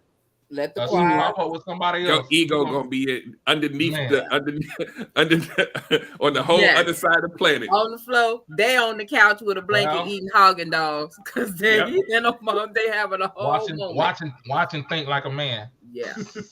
Mm-hmm. Or watching the show on Oprah. Yeah, I've been out. I've been out there. I've been out in them streets. And when you think you the man and you got somebody like we so cocky that we'll go into it like I don't have no emotions, but you don't want her to go nowhere because your ego, you like I want you to stay here, but I'm gonna keep on moving. Let her not be available. Let her say, you know what? I think since we not together, it's good. Like I like coming over, or you like coming over. It's amazing, but Johnny over here. I'm gonna go ahead and see what he talking about. You gonna be like, you who? Because he's doing this. Yeah, because he's doing. You gonna sleep with him? I probably will. That's what happens when you meet somebody you like. Maybe I. Yeah, like they say, when you move your feet, you lose your seat. Move. And the doors of the church are open. Is there one? Is there one? Whenever a man says he don't have any emotions, I'll be like, you damn liar. Hey, bro, but they will argue with you and fight you to the ship sink like the Titanic to tell you that you a lie. I was saying the same thing. I was like, bro. These dudes that cry when their team don't win on football. Like, come on, man. You see? Stop. Them Cowboy fans were sick. Hello. Real sick. I was like, oh, y'all gonna be all right? Yeah, it was a lot of crying going on. A lot of emotional people. So, like, so it's fair to say that boundaries are specifically for that person. So everybody's gonna have different type of boundaries and stuff like that. Yeah. And we only create these boundaries once we understand what we want and what we decide to deal with. Yeah. I'm just trying to recap so everybody that's watching understood. The key here is stop looking at boundaries as being a negative thing that you're imposing on someone else. It's for you. Ooh. It's for you. It's just like when you forgive somebody. Forgiveness is for you, not them. Yeah. Yes. Yeah. Most definitely. Yes. Yeah. That is a definite. And I think that's also one of them hard things for people to get to, that place of realizing that it ain't about you. It's they not losing no sleep because you mad at them and you don't talk to them. It's you that's dealing with it. Yep. And when you don't let it go, it do affect you. It causes anxiety. It triggers people. Like it puts you in a bad place. So yeah, people really don't get that. Yeah. Yeah. And that's why, when we do shows like this, when I do my show, we didn't grow up with this much access to information and understanding. And so that's why it's important to kind of put this information out in the universe, because Definitely it's needed. It's a lot of people out here suffering unnecessarily that really just need to hear these messages, because that whole thing about boundaries, I'm 48. I probably didn't start erecting them for real until maybe like 2-3 years ago. Mm-hmm. So I literally like carried everything on my back my whole life and thought that it was cool because I'm a man. That's why your ass about to kill over. Yeah, that's for real. That's why your ass about to kill over. I can't talk because I didn't start doing it till I was like 40. Cause I was like, this shit crazy. Like everybody else happy but me. Nah, bro. Yeah. Wayne Randolph says, so is it true when we say it's not you, it's me? Sometimes. And sometimes people use that as an easy way to get out of something too. So it ain't always that's a way for you not to hurt their feelings. You right. Yeah, you are definitely right. Yeah. Oh my God. Pinks, you all right over there? I'm taking it all in. I'm just like, woo. You got the look. Yeah. Yeah. The look is there. Yeah. It's definitely there. So making you think a lot, huh?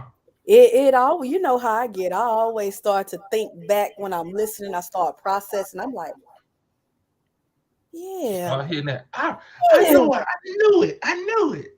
But look, here's the one thing, the last thing I want to say about what you just said.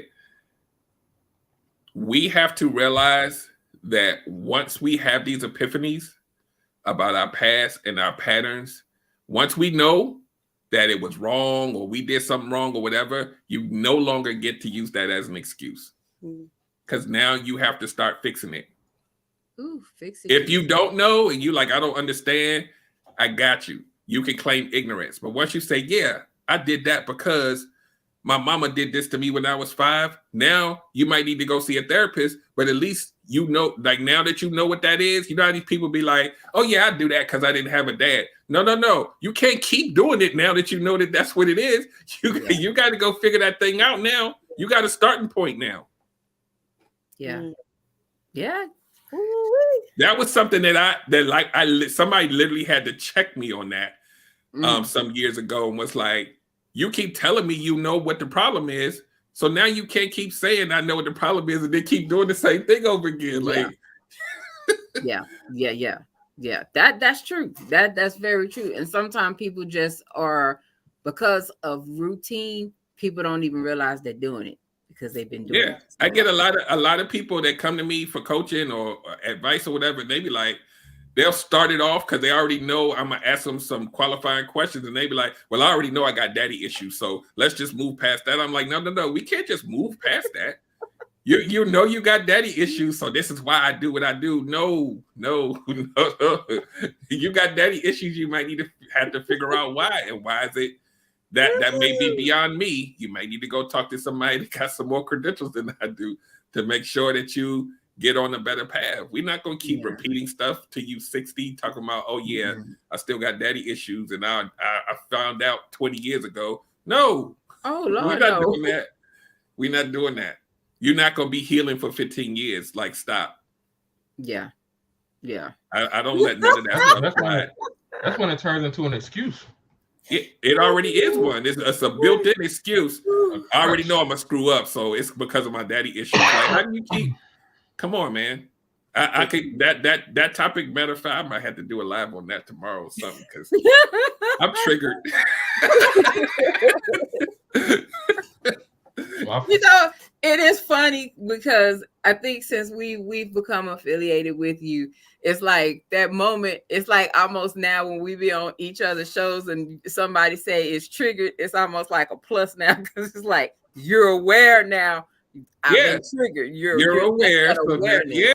Yes. That's why I've been telling people like you're going to be triggered when you watch my stuff. So come in knowing that, but when you leave, I'm gonna give you something to think about and be inspired.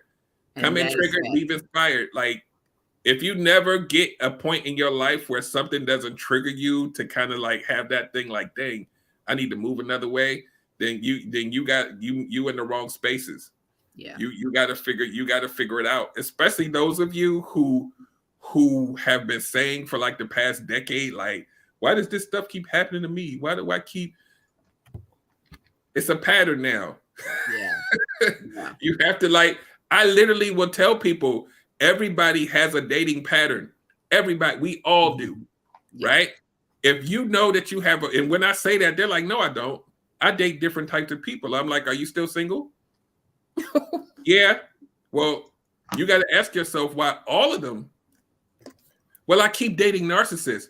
Ding, ding, ding. Oh. Okay, so now, now you got to figure out why you keep picking narcissistic people. That's not them. Narcissists are going to be that.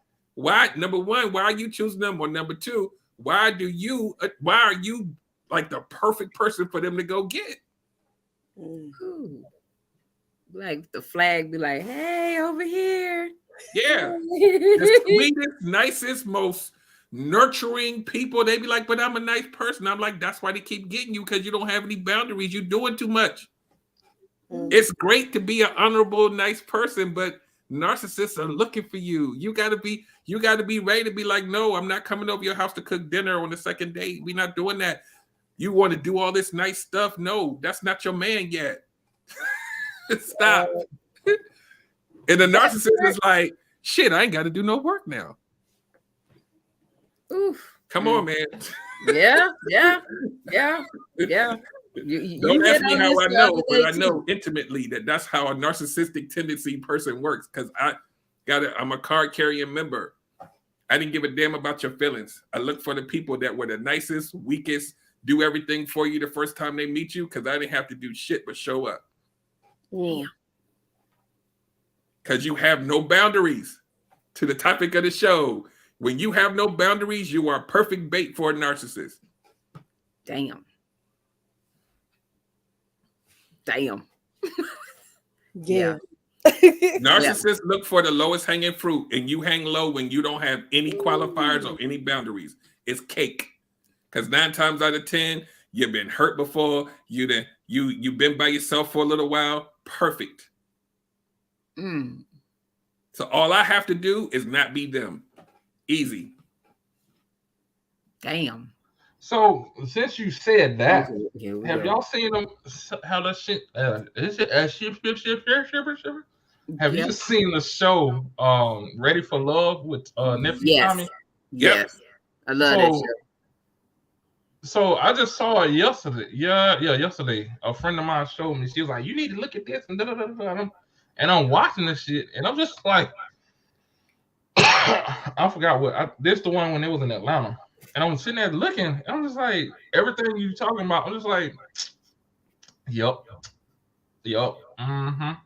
she's one. She's been hurt. Then I'm like, okay, looking at the dudes, like, he's manipulating, he's doing this, he's doing it. I was just like, and I had to sit back and like, wow, that's crazy. But here's the lesson in what you just said, right? You see how easy it was for you to detect who was full of shit and who was doing whatever? It's not like you're sitting on some supernatural skill. You just paid attention. That's the key. That's it. Pay attention. They be like, people be like, can you just give me the tools on like, how do I make them not do this to me? And pay attention. Yeah. Nobody is that good that you're not going to notice something along the way based on who you are and what you know should fit you and what you're comfortable with. It's not like even the best player ain't that good long term. Nobody's that good. Message. Anybody who's watching this right now, nobody is that good. No human being on the planet is that good. I used to say we did a study where they said the best con artists could keep up alive from 6 months to 6 to 8 months. After that, it starts to fall apart. The only reason it even lasts that long is it requires you to be emotionally weak. That's it. That's the key. It's 6 months? No. Your emotions are driving the relationship. That's the problem. There's nobody I'm telling you this like I know rain is wet. Nobody can defeat your logical decision-making brain who is watching behavior against what they tell you they're going to do for you and all of this. Something's not going to match up logically. Nobody is that good. There's some good liars out here, but their movements got to make sense. That's how these dudes, these married dudes and all of these people, they be like, you can't maintain a full-blown marriage and not move funny. And go pick your kids up from school and do all of this, and you telling somebody you single, there's gonna be some access points that you're supposed to have access to at his girlfriend, and it's not gonna match up. It can't. Yeah. The only time that I've seen people get fooled is if the person is married, they may not have any kids, and the wife is like, she travels all the time, so she ain't never home. But outside of that, nah. Yeah. Nah. Or different states. Dude just out here running the streets, sleeping with a bunch of women, you're not going to have as much access to him because he's got to keep putting those notches in. He can be like, I gotta get home to go to work at 3 a.m.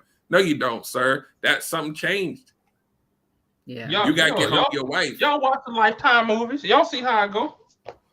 Sometimes it's real life movies. It ain't always life. That's why it's hard for me to even like do these one-on-ones with people, because I'm like, it only really took me like 2 minutes to figure out what the problem was. And I'm like, now I got to charge you for an hour. Well, damn. Yeah. I need to get in that business. It was like, get in that business. It was like, yeah, this was easy.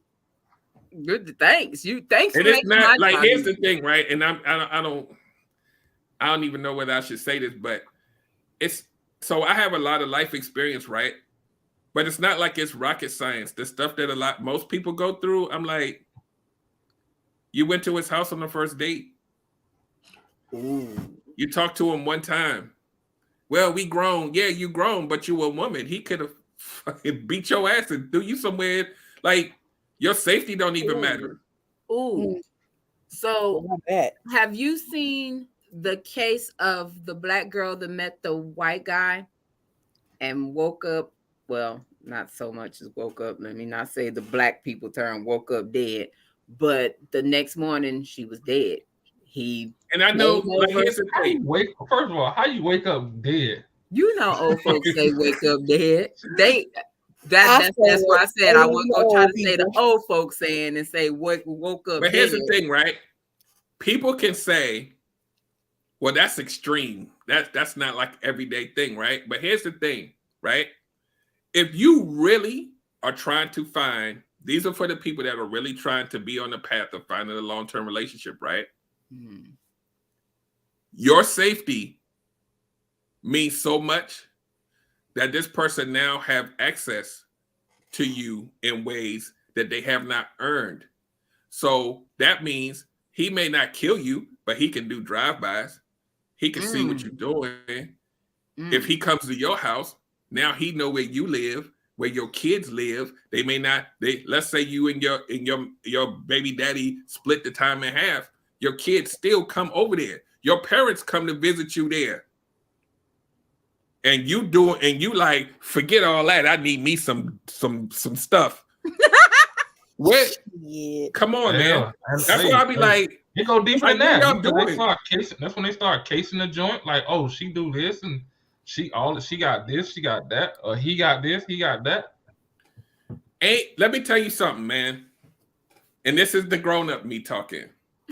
Ain't no D or no P that's that serious to go chase after that soon that you give up all men too. You got your own place you done paid for and work for, and you gonna bring her, you bring her to your crib after the club. She know where you live, player. Like, really? Like, what?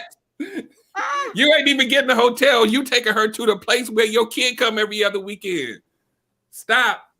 Baby, And then you wake up with your car key and you looking like, what happened? Or you tried to ghost them, but they know where you live at. Or worse, I had a couple friends that got set up like that. Set up and robbed like that. Yeah. It's crazy. And so here's my point, right? And I know we may be on like a whole bunch of tangents. You don't know this person, right? You put a lot of faith in this person. Women, when your emotions, because you're so pressed, your emotions are like, oh my God, he likes me. Let me go. He must really like me if he invited me over his house. Oh my God, he's cooking me food. Like that. So the dinner that made you to forget you got a kid and your safety and what? It's that easy? It wasn't a dinner. It was the other D word. It wasn't a dinner. It was the other D word. Mm-mm. And I be listening to these stories like, it's not like they did that and then they like, oh, they come to me because they got issues with it. They're like, I didn't know he was. You didn't require him to do anything. You set the bar now. You said, yes, I'm coming over. Now you signed a contract that say he got to take me out. You ain't got to do nothing. You got me. You got it. Ooh. And I'm like, you want to find a husband? Nah, sis, you're not looking for a husband. These be the same women. They sleep with. I'm going to. They be in there with the dude, and they be like, I don't like the way condoms feel. I feel like you safe because you seem like a nice guy. Them chicks. Yeah, because that emotion then kicked in. That sex then kicked everything out the window.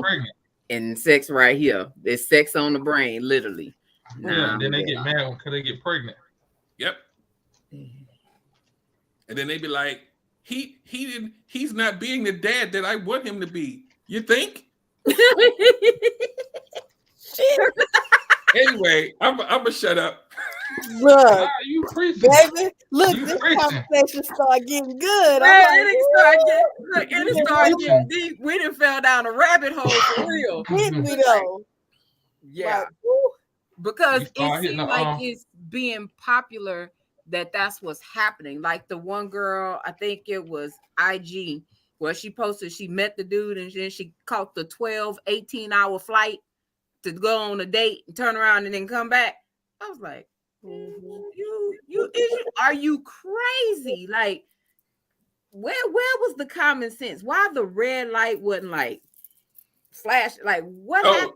Like I said, a lot of this stuff be so outlandishly silly to me. I'm like, you don't even need me for this. Like these long distance relationships, and the women be like, yeah, so I flew out to him to meet. What? You did? Wait.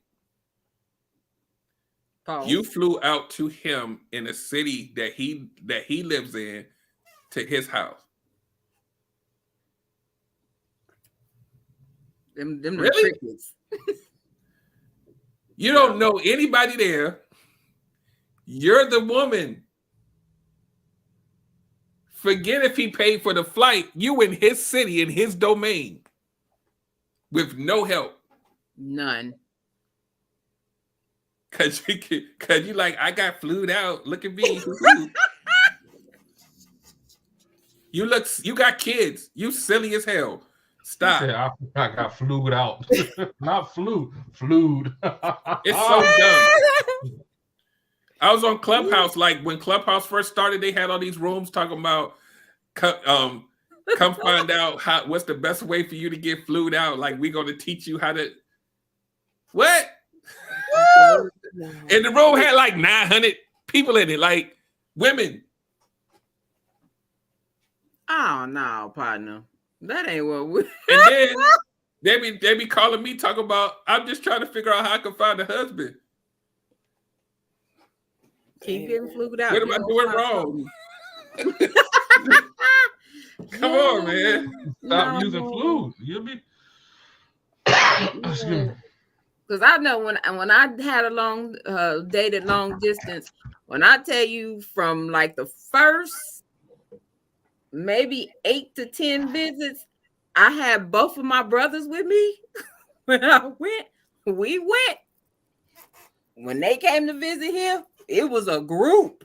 Like we wasn't never. We had everybody, our brothers, cousins, whatever. Like we was in a group. It wasn't no solo dolo here. Yeah, we didn't do none of that. And that wasn't even in the game plan. Yeah. I used to do that. I used to go places, but and that's the thing, right? We talk about boundaries, right? Yeah. The dude, if you're a woman and the dude says, yeah, so why don't you come fly out here? Boundary, sir, I don't do that. Yeah. I used to travel. That's not how this is gonna go. If you want to get to know me, I'm not sure who you've been dating before, but this is a boundary right here. I don't do that. I don't fly out to dudes. They fly out to me.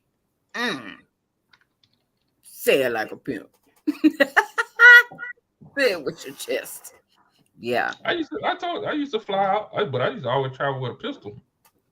Play me, you want to turn this bitch into the Wild Wild West? Yep. That's just me though. I'm silly like that. Okay, gangster. Yeah. Will Smith. For real. You said Will Smith. Will Smith was in Wild Wild West. It's okay. I think I need an inhaler because I can't stop coughing. What the hell? That's that after COVID. God, oh. I told you it lingered. Yeah. So boundaries, huh? Boundaries. Get you some. For real, that needs to be a shirt. Boundaries. Don't start, because she ain't gonna do it. She ain't gonna do it. Don't start. She ain't gonna do it. What they say, do it for the right. I ain't gonna do it. That's what she gonna do. I ain't gonna do it. We'll put it in the memory bank. See, the issue with boundaries, right, is that if you feel like you have to put up boundaries in order for you to protect yourself, you're going to weed out a lot of people, and then you're going to be by yourself for a while. And that's the part that hurts. It should make you question people, though. If you have to put up boundaries, it should make you question, like you said earlier, it will make you question their intention. It will, but here's the thing: because you have that erected, you're gonna move a whole bunch of people out the way because of it, which means you got to sit longer, and some people can't sit long, so they like, you know what? Let me go ahead and let me go ahead and relax this boundary just so I can have somebody, and that's when you screw the whole thing up. Yeah, it's cold outside. When it's cold outside, girl. They rabbit. They Rose ain't charged up. Wow. What? Don't mind her. Don't mind. All right, y'all. I'm on East Coast time. Damn it. I got you. I was gonna cut it off, and then you got deep and went down the rabbit hole. And my bad. We was like we was taking it all in. Thanks for coming out. Yes, we was taking it all in. So definitely that. Like I said, we always appreciate you. Outros, DA, Nick Pinks. I don't have nothing in me. Get you some goddamn boundaries. Get you exactly. Some. Men too, yes. And then get flued out. Just kidding. Derrick, give your info in case somebody needs some life coaching, some relationship advice. Derrick is really a great source because me and Nika Pinks bug the hell out of him. We do. Yeah. It's all good. I love y'all. Yeah, definitely much love. Love you back. I mean, the gems are just awesome. So yeah. Yes. Just go to relationshipgumbo.info website and everything funnels through there. Make sure you follow me on Instagram because those pop-ups be real. Yes. So I do a lot of pop-up Instagram lives. You just don't know when it's going to happen. So you got to follow me to get the notifications. Get it while you can. You got about another month, and then you're gonna be like, damn, I got to pay for this. Yep, you do. Yeah. I'm gonna still do the pop-ups, but I gotta save my best materials for the paywall. I gotta make sure you gotta get a barrier for entry, because